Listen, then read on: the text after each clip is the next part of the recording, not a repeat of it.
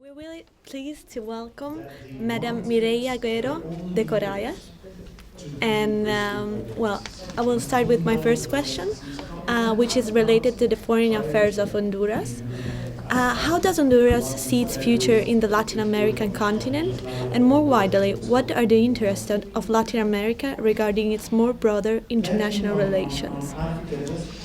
Well, of course, I cannot talk for Latin America. I can truly talk about Honduras and Honduras as part of Central America and Latin America. I think the agenda of Honduras, as well as for many countries of Latin America, has to do with economic development. It has to do with the advancement of democracy, has to do with protection of human rights. Those things are very important for Honduran public affairs or public diplomacy. And of course, we are truly concerned about the impact of economic crisis in other areas of the world. Although Latin America has been in the past few years growing in a rate better than Europe or other areas. But of course, we sell our resources to different markets, and so we are concerned about the fate of others. I think for Honduras at this point, it is also very important to make sure that immigration laws can be modified in a way that the distribution of opportunities in the hemisphere goes better. And also security issues are of a top priority for us, and that concerns a cooperation initiative that it's conformed by many countries in the Mesoamerican region, and of course the United States. Thank you very much. I can go on, but I'd like to ask you about the situation in Honduras regarding violent crimes and what the mechanisms are which are being put into place to deal with these, and then how Honduras plans to find a permanent resolution towards ending the violence. Okay, first I have to say, that criminality, of course, has raised in Honduras, but it's a phenomenon that is absolutely linked with the transshipment of drugs from the producing countries in the south to the consumer in the north. So the way we see violence, it's part of the drug trafficking situation. We cannot, and we have enough evidence about it, we cannot fight this alone because this is a transnational phenomenon. It's not a national phenomenon. So we have to fight it in the same way. And for that reason, we have a Central American security strategy, and we have worked in cooperation with countries like Colombia, Mexico, and the U.S. to fight this.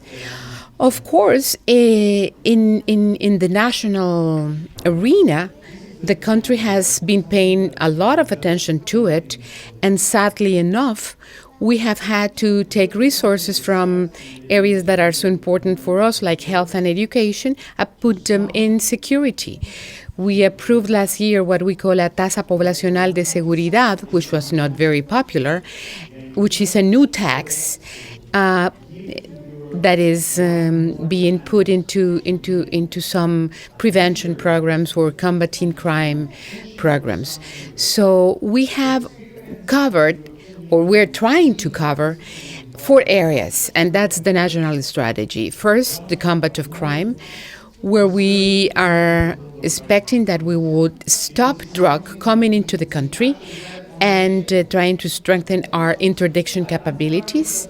The next thing is prevention, and that means creating different youth programs or trying to make what we called ciudades seguras or municipios seguros, secure municipalities or secure cities with this new tax.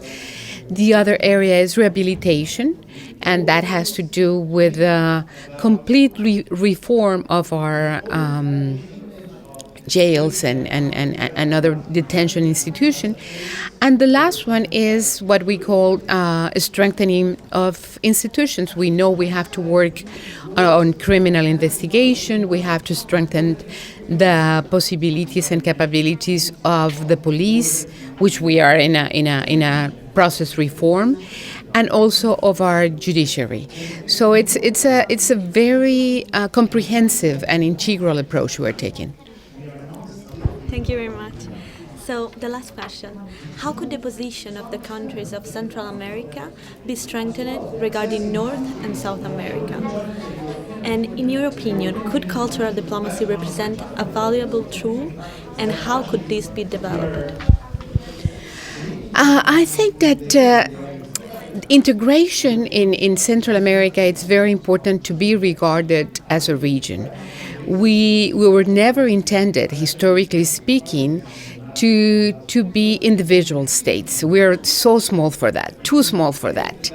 And I think, and Honduras is an advocate of Central American integration. In that way, we play a better role with North America. We have a free trade agreement, for instance, with Mexico, the United States, and Canada, and we have a very vital relation with the three countries in the north. We also, of course, have a lot of ties with the South. We're part of this new organization that is called CELAC in Spanish, which is the community of